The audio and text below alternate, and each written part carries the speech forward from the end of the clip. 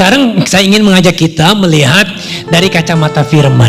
Mari buka Alkitab kita dari Matius pasal 14 ayatnya yang ke-22 sampai ayat 33. Matius pasal 14 ayat 22 sampai ayat 23. Judul perikop ini adalah Yesus berjalan di atas air. Ya, Yesus berjalan di atas air. Kita akan baca secara bergantian. Saya akan baca ayat 22, kemudian Bapak Ibu sekalian baca ayat 23, dan selanjutnya kita bergantian. Saya akan memulai membaca ayat 22. Sesudah itu Yesus segera memerintahkan murid-muridnya naik ke perahu dan mendahulunya ke seberang. Sementara itu ia menyuruh orang banyak pulang.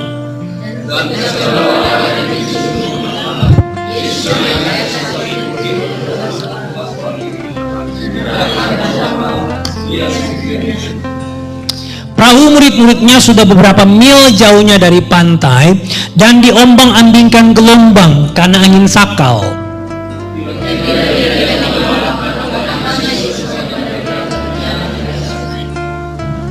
Ketika murid-muridnya melihat dia berjalan di atas air, mereka terkejut dan berseru, "Itu hantu!" lalu berteriak-teriak karena takut.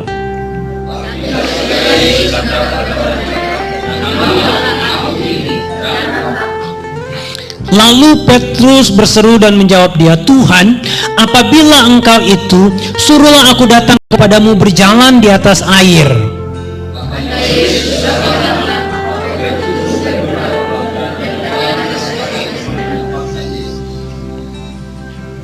Tetapi ketika dirasanya tiupan angin, takutlah ia dan mulai tenggelam, lalu berteriak, "Tuhan, tolonglah aku."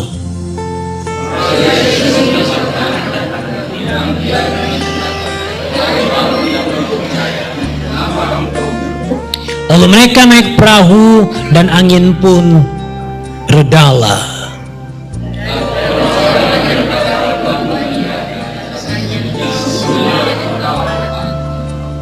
Ya. Oke.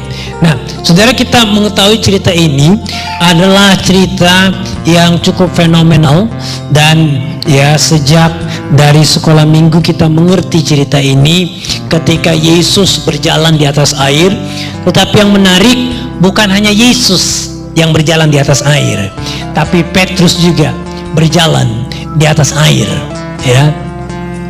Nah, tapi kemudian di situ datang masalah, datang badai yang kemudian menenggelamkan mereka, menenggelamkan Petrus, ya.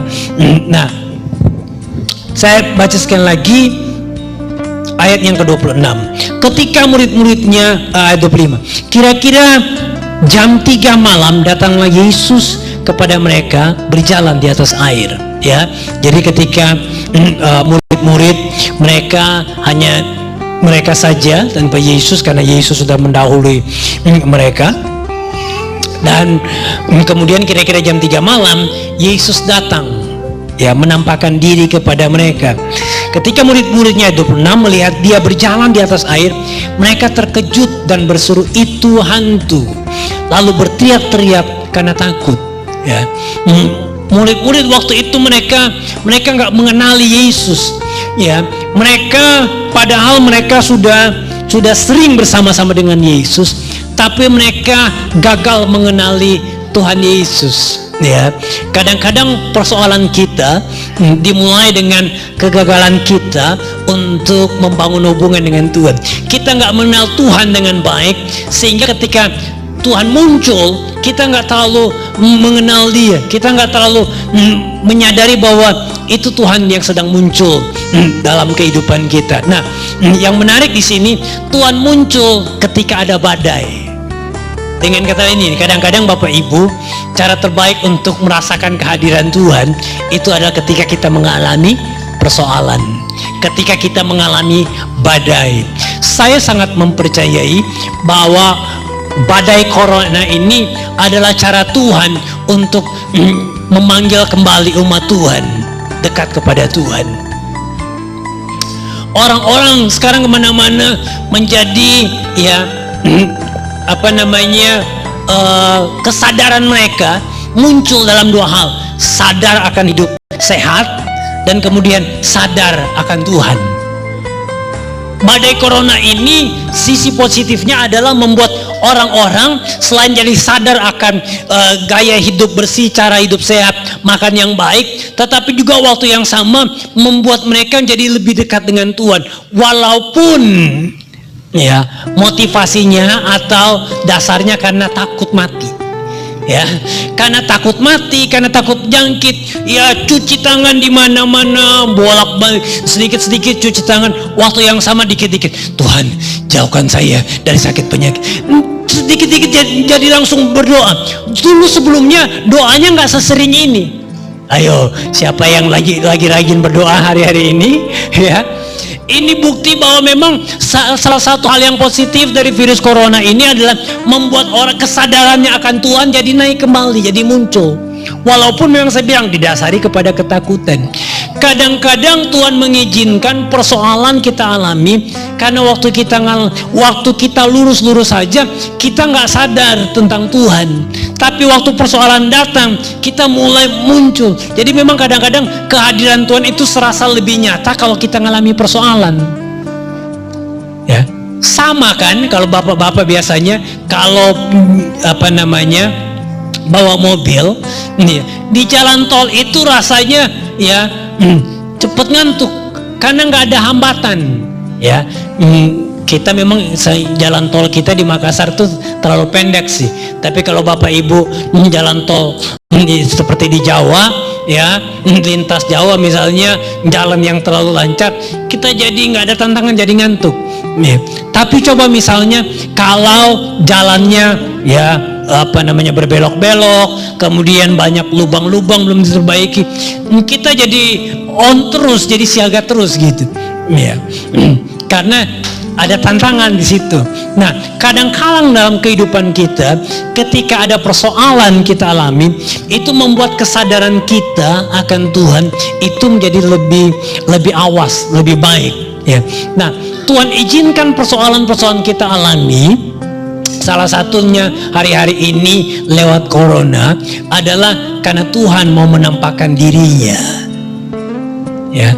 Nah, saya ingin kasih judul firman Tuhan pagi hari ini dari perikop Yesus berjalan di atas air adalah jangan kehilangan fokus. Oke. Jadi yang pertama kita perlu pahami begini, bahwa persoalan kadang-kadang membuat kita lebih aware, lebih waspada akan kehadiran Tuhan. Ya, Yesus muncul ketika kemudian di tengah gelap, ketika kemudian badai datang, Tuhan muncul di tengah-tengah mereka.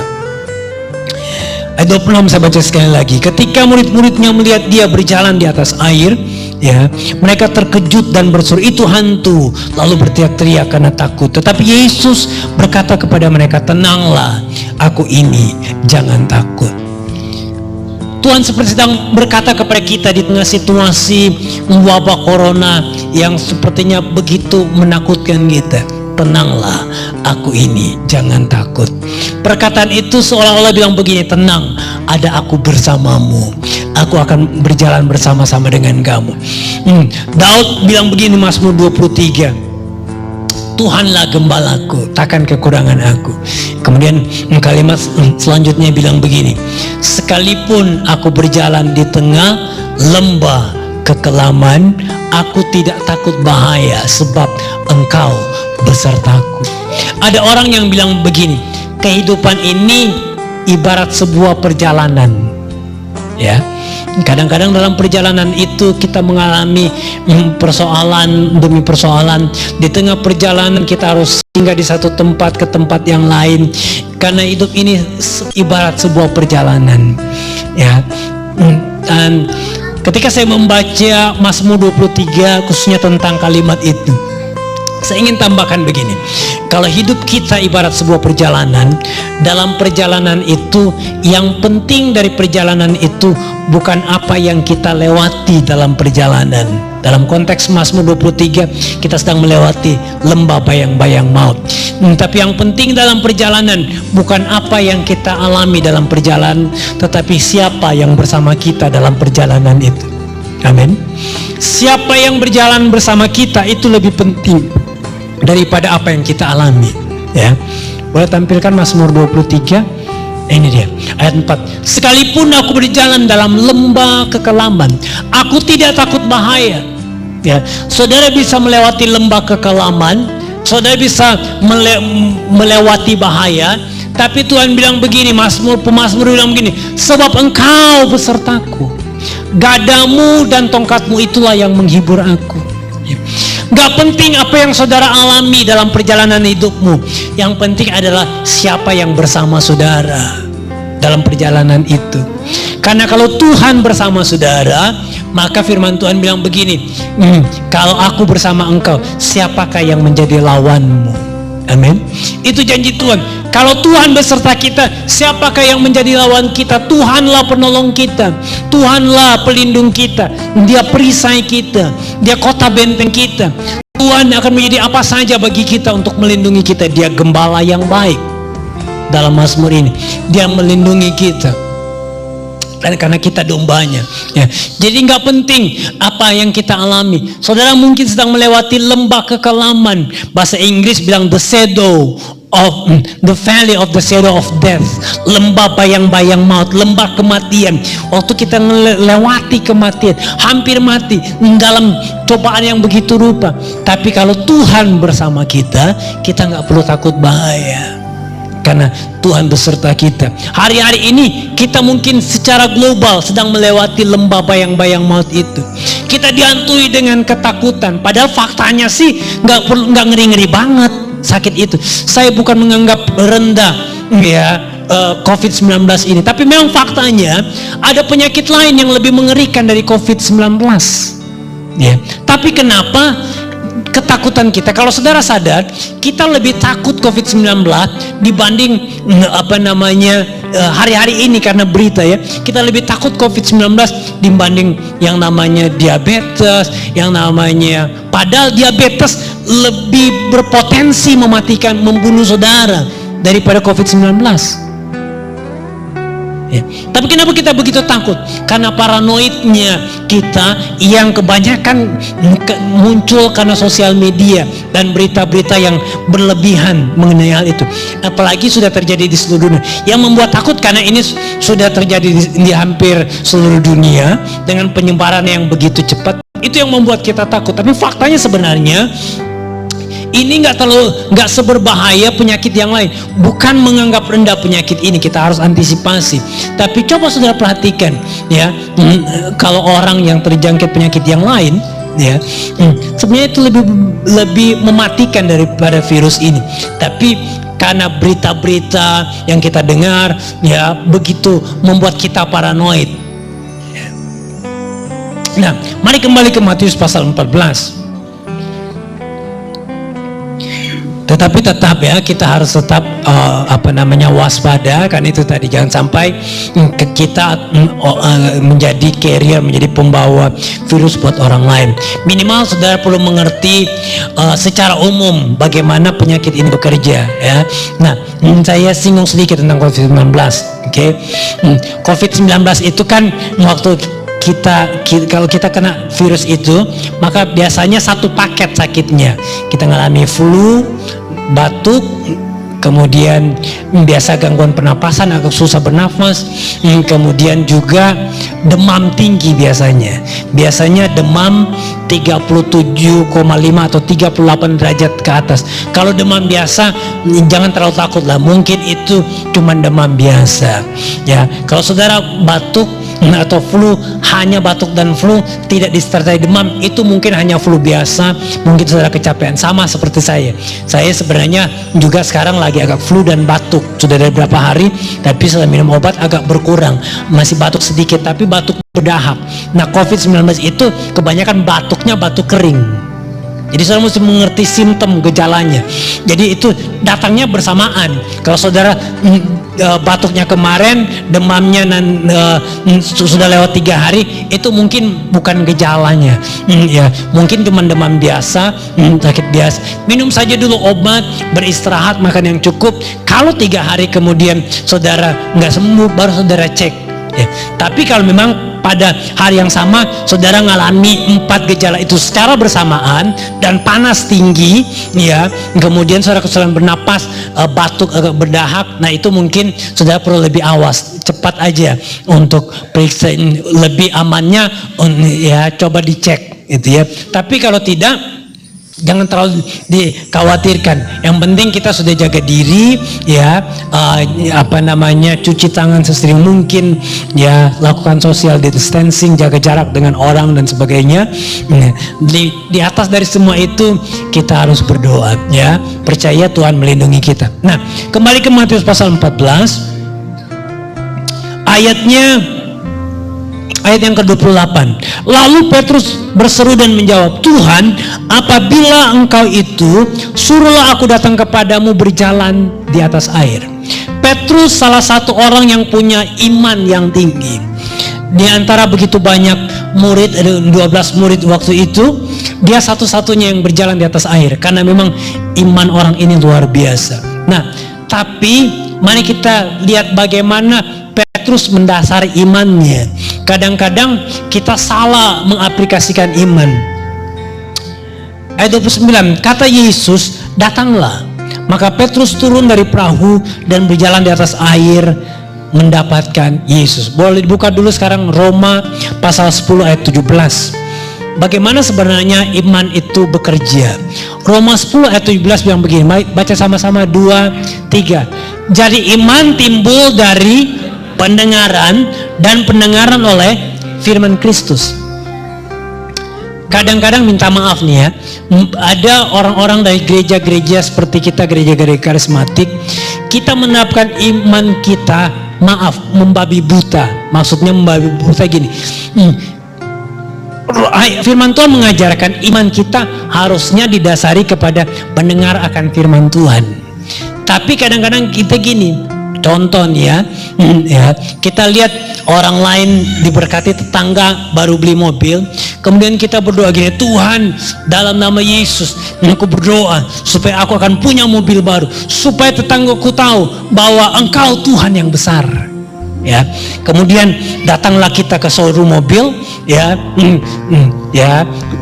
tumpang tangan. Ya, kita datang ke mobil, tumpang, dalam nama Yesus aku berdoa mobil ini bulan depan jadi milikku, supaya tetanggaku tahu bahwa aku punya Tuhan yang besar. Ditanya sama salesnya, sama staff di showroom itu, Pak mau beli mobil? Enggak, cuman tumpang tangan aja. Ya, imannya didasari kepada cemburu orang lain diberkati, dan kemudian dibungkus dengan supaya mereka tahu, dia tahu Engkau Tuhan yang besar memberkati hidupku. Ya. Nah, tapi lihat dalam, kembali ke Matius pasal 14, iman dari Petrus didasari berdasarkan Roma 10 ayat 17, mendengar firman Tuhan. Dia bilang begini, Petrus bilang begini di ayat 28, Tuhan, apabila Engkau itu, suruhlah aku datang kepadamu berjalan di atas air. Dia tunggu firman dari Tuhan, dari Yesus. Dan kemudian Yesus bilang begini ayat 29, datanglah. Kata datanglah itu menjadi firman kehidupan yang menjadi dasar bagi iman Petrus untuk dia berjalan di atas air. Waktu dia dengar firman dari Tuhan Yesus, perkataan Tuhan Yesus yang bilang datanglah. Itu seperti yang Roma 10 ayat 17 bilang, iman timbul dari pendengaran. Ketika telinganya mendengar, Yesus bilang datang, imannya bangkit. Dia mendasari imannya kepada perkataan Yesus yang bilang datanglah. Dia nggak mendasari imannya kepada kenekatannya. Saudara tahu ya, tahu bedanya ya, iman dengan nekat. Iman dan nekat itu beda-beda tipis. Karena sama-sama ada unsur keberanian di situ. Iman ada unsur keberanian, nekat punya unsur keberanian. Tapi iman dia punya unsur keberanian, tapi dasar berpijaknya adalah firman Tuhan. Nekat punya unsur keberanian, tapi dasar berpijaknya untuk dia jadi berani adalah motivasi diri sendiri, oleh karena kedagingannya sendiri. Ya, itu yang harus kita bedakan. Kadang-kadang orang ya melangkah sesuatu bukan karena iman, tapi karena kenekatan. Bisa jadi karena ambisi, bisa jadi karena tipe kepribadian, personalitinya ya yang selalu positif, tapi kemudian kadang-kadang dia nggak sadar ya dia positif, tapi hanya berdasarkan dagingnya saja, hanya berdasarkan dirinya saja, dia nggak berdasar kepada firman Tuhan. Nah, Petrus waktu dia berjalan di atas air, Petrus ini orang yang berani. Ya, di antara semua murid-murid, saya pernah belajar tentang tipe-tipe kepribadian. Kalau saudara pernah belajar psikologi atau baca buku-buku tentang kepribadian yang membahas tentang 4 jenis kepribadian: kolerik, sanguin, melankolis, pragmatis, atau ada juga yang namanya DISC ya, dan tipe-tipe yang lain. Kemudian waktu itu kita sempat belajar tentang tokoh-tokoh Alkitab menurut kepribadian. Nah, Petrus dianggap orang yang tipe kolerik, atau di DISC dia tipe D, dominan. Dan orang tipe D itu punya keyakinan yang kuat, imannya sangat baik, dia sangat berani. Petrus tipe begitu, dia tipe orang yang sangat berani, tipe orang yang punya inisiatif, tipe orang yang sementara orang lain menunggu dia bisa maju duluan. Dia tipe begitu Petrus ya. Dia sangat ceplas-ceplos, makanya ya, dia orang yang juga menyangkal Yesus 3 kali kan, karena ceplas-ceplosnya dia tipenya begitu, kombinasi kolerik, sanguin atau DI, dominan dan intim. Tipe DISC seperti itu, dia di DI. Nah, jadi Petrus sekalipun secara kepribadian dia orang yang berani, orang yang positif, orang yang punya inisiatif, orang yang cepat melangkah, tetapi ketika dia mau berjalan di atas air, dia nggak mendasarkan imannya kepada kepribadiannya, tetapi berdasarkan mendengar suara Tuhan. Makanya dia bilang, Tuhan, kalau itu Engkau, suruh aku berjalan di atas air. Dia tahu Tuhan ada di situ, tapi dia nggak langsung nyemplung keluar dari perahu, tidak. Dia tunggu firman dari Tuhan. Dan waktu Tuhan bilang datanglah, itu kata datanglah itu menjadi dasar imannya berpijak, seperti Roma 10 ayat 17. Iman timbul dari pendengaran, dan pendengaran akan firman Tuhan. Waktu dia muncul iman dalam dirinya, dia berjalan di atas air. Petrus satu-satunya orang yang dicatat di Alkitab selain Tuhan Yesus tentunya yang berjalan di atas air. Dan dia sudah berjalan di atas air, tapi kemudian ini yang terjadi. Ayat yang ke-30. Tetapi ketika dirasanya tiupan angin, takutlah ia dan mulai tenggelam. Lalu berkata, Tuhan, tolonglah aku. Petrus sudah mulai berjalan di atas air, dia sudah mulai terlibat melakukan mujizat ya. Ini luar biasa. Kalau saudara baca sebelumnya, di perikop sebelumnya judulnya Yesus memberi makan 5.000 orang. Waktu Yesus memberi makan 5.000 orang, dia nyuruh murid-muridnya kemudian membagikan roti dan ikan itu kepada 5.000 orang dengan 12 bakul itu. 12 murid, 12 bakul. Mereka membagikan itu.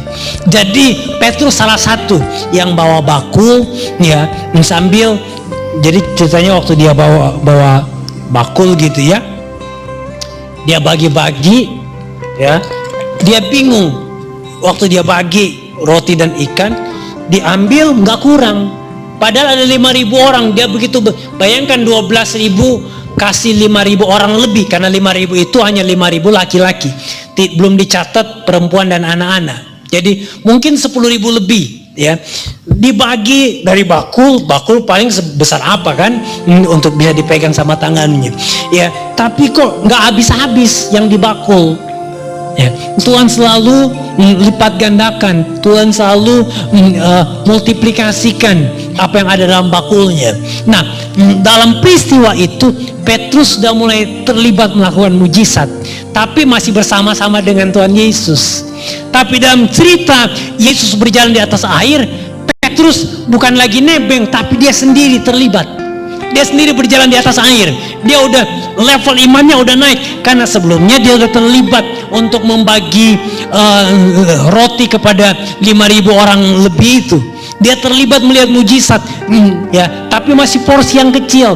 Nah, ketika berjalan di atas air, porsi imannya lebih besar. Tetapi yang terjadi adalah ketika dia mulai berjalan di atas air, ayat 30 bilang begini, ketika dirasanya tiupan angin. Ya, ketika sementara dia berjalan, dia mulai merasa tiupan angin, sehingga membuat, dengan kata lain gini, dia nggak berfokus lagi kepada Tuhan, fokusnya kepada angin, kepada persoalan. Itu yang membuat dia tenggelam. Hari-hari ini Bapak Ibu, di manakah fokusmu? Apakah engkau masih berfokus kepada Tuhan, atau engkau lagi berfokus kepada COVID-19?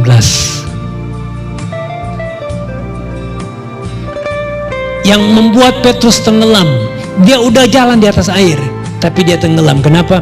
Karena fokusnya teralih dari berfokus kepada Tuhan, dia mulai berfokus kepada angin, kepada badai. Dia mulai merasakan tiupan angin, dia mulai merasakan badai itu, sehingga kemudian dia mulai tenggelam. Hari-hari ini corona ini menjadi ujian fokus kita. Apakah kita masih berfokus kepada Tuhan, atau sebaliknya kita lagi berfokus kepada COVID-19? Saya berharap fokus kita tidak teralihkan. Kita harus antisipasi kebersihan, tapi jangan buat ini menjadi saudara paranoid, jangan membuat saudara jadi ketakutan. Kita harus mengantisipasi, edukasi anak-anak kita, keluarga kita, tapi jangan biarkan saudara melakukan itu karena ketakutan saudara, ya. Ketika saudara takut, itu berarti saudara sedang mengalami seperti Petrus. Saudara lagi mulai terfokus dari fokus saudara mulai teralih dari Tuhan kepada angin itu, kepada persoalan. Itu membuat saudara dan kita mulai tenggelam. Iman kita mulai luntur, kita mulai tenggelam. Padahal kita udah mulai berjalan, ya, di atas air. Jangan kehilangan fokus. Saya berharap kita bisa tetap kembali kepada Tuhan, kembali fokus kita kepada Tuhan.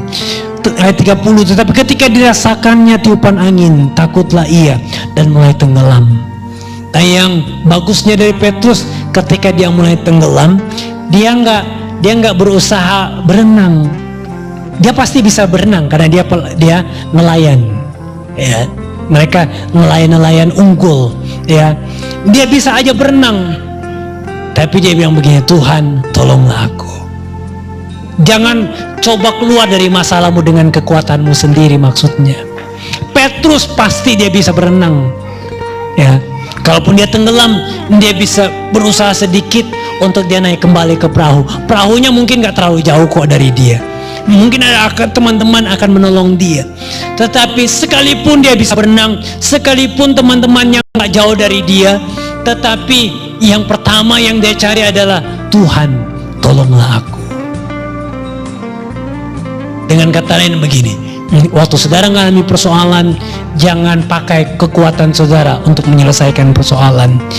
Carilah Tuhan, tetap berfokus kepada Tuhan, tetap berseru kepada Dia, Tuhan tolonglah aku, karena hanya Tuhan saja yang dapat menolong kita. Amin. Tuhan satu-satunya pertolongan kita. Kekuatan kita manusia nggak bisa menolong kita. Firman Tuhan bilang begini di Yeremia, terkutuklah orang yang mengandalkan kekuatannya sendiri. Bentar ya, Yeremia, bentar saya cek.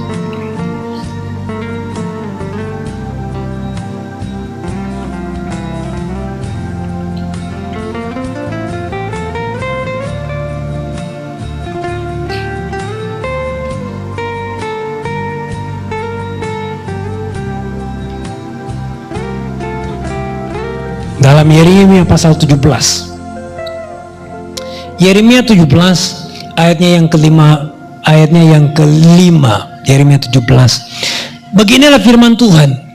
Terkutuklah orang yang mengandalkan manusia. Yang mengandalkan apa? Kekuatannya sendiri. Dan yang hatinya menjauh daripada Tuhan. Petrus bisa berenang. Kalaupun dia tenggelam, dia pasti bisa berenang. Kalaupun misalnya dia lagi capek mau berenang, untuk berenang sendiri, nggak mungkin teman-temannya biarkan dia tenggelam. Mereka sudah kurang lebih beberapa tahun bersama-sama, pasti teman-temannya akan menolong, ya. Tetapi ayat ini bilang gini, terkutuklah orang yang mengandalkan manusia, teman-temannya, ya, yang mengandalkan kekuatannya sendiri. Petrus tahu prinsip ini, ya. Dan yang hatinya menjauh daripada Tuhan. Ia akan seperti semak bulus di padang belantara. Ia tidak akan mengalami datangnya keadaan baik. Ia akan tinggal di tanah angus, di padang gurun, di negeri padang asing yang tidak berpenduduk. Ayat 7. Diberkatilah orang yang mengandalkan Tuhan, yang menaruh harapannya pada Tuhan. Ayat 8. Ia akan seperti pohon yang ditanam di tepi air, yang merambatkan akar-akarnya ke tepi batang air, dan yang tidak mengalami datangnya panas terik, yang daunnya tetap hijau, yang tidak khawatir dalam tahun kering, dan yang tidak berhenti menghasilkan buah. Orang yang mengandalkan Tuhan dibilang begini, daunnya tetap hijau, tidak khawatir dalam tahun kering, dan yang tidak mengalami datangnya panas terik, ya. Kemudian dan yang daunnya tetap hijau, yang tidak khawatir dalam tahun kering. Jadi ada panas terik dan tahun kering. Panas terik itu gambaran dari kekeringan sehari aja. Panas terik kan hanya matahari, ya, di waktu siang aja, sore kan udah nggak panas terik. Kekeringan yang hanya sehari, ya. Tetapi juga ada tahun kering yang berkepanjangan. Dengan kata lain gini, Tuhan, orang yang mengandalkan Tuhan, maka Tuhan akan memelihara hidupnya dari kekeringan harian, masalah-masalah harian, tapi juga masalah yang panjang, masalah yang lama ke depan. Tuhan sanggup memelihara hidup kita dari persoalan-persoalan itu. Amin. Kalau kita mengandalkan Tuhan. Dan selanjutnya ada ayat yang bilang, kalimat yang bilang begini, dan yang tidak mengalami datangnya panas terik. Tidak mengalami datangnya panas terik. Pertanyaan saya, ini kan orang yang mengandalkan Tuhan. Orang yang mengandalkan Tuhan, dari kalimat tersebut, ya, panas terik datang nggak dalam hidupnya? Dan yang tidak mengalami datangnya panas terik, apa sih maksudnya kalimat ini? Dan yang tidak mengalami datangnya panas terik. Jadi pertanyaannya, panas terik datang nggak sama dia? Datang, tapi tidak mengalami. Panas terik datang, tapi dia nggak mengalami. Panas terik datang, ya, orang lain di sekitar dia ngalami panas terik, tapi dia nggak ngalami. Istilahnya, kalau orang di sekitarnya lagi ngalami panas terik, dia mungkin ada awan khusus dia yang ada di atas dia, sehingga panas terik itu nggak kena kepada dia karena ada awan yang melindungi dia. Nah, orang lain ngalami panas terik. Dengan kata yang gini, persoalan, ya, kekeringan, kesulitan boleh datang, tapi dia dijagai Tuhan, sehingga dia nggak mengalami, ya. Kalaupun dia mengalami, pertolongan Tuhan datang. Jadi itu seperti sambil lalu datang, tapi kemudian dia ada dalam pemeliharaan. Dia maksudnya nggak menderita karena panas terik. Pengertian yang lain maksudnya begitu, ya. Nah, kembali ke Matius 14 tadi, ayatnya yang ke-31 sekarang. Segera Yesus mengulurkan tangannya, memegang dia dan berkata, "Hai orang yang kurang percaya, mengapa engkau bimbang?" Ya.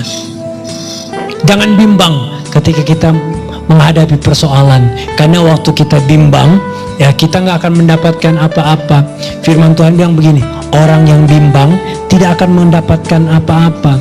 Ya, mari lihat dalam Yakobus.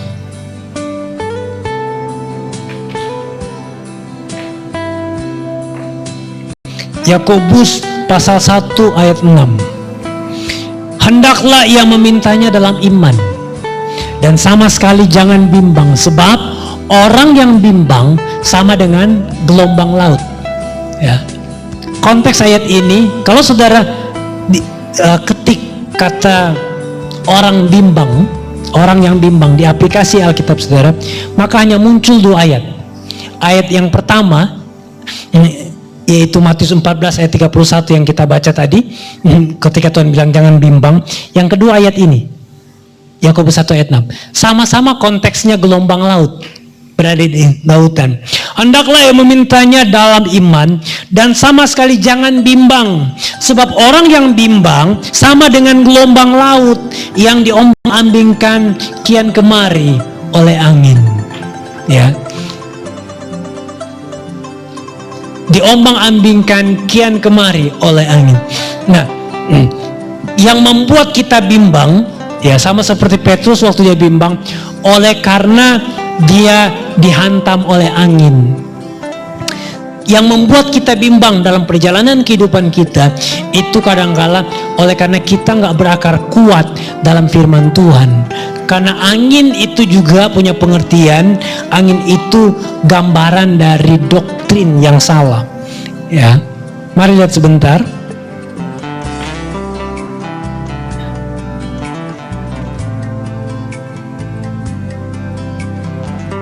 Efesus 4 ayat 14.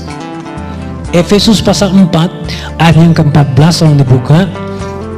Sehingga kita bukan lagi anak-anak yang diombang-ambingkan. Perhatikan kata itu.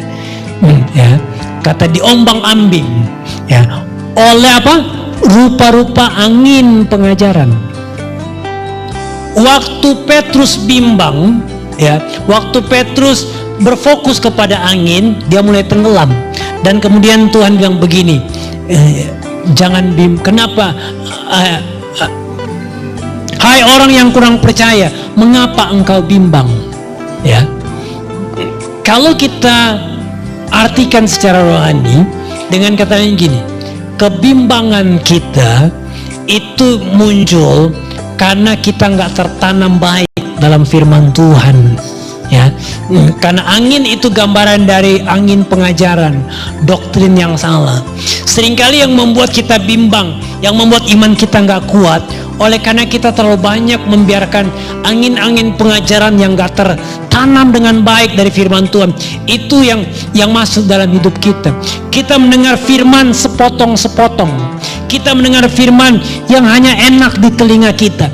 Pada waktunya ketika kita mengalami ujian, firman yang kita dengar secara salah, khotbah yang kita dengar hanya untuk mengenakan telinga kita, pada waktunya kita akan jadi bimbang oleh karena itu juga.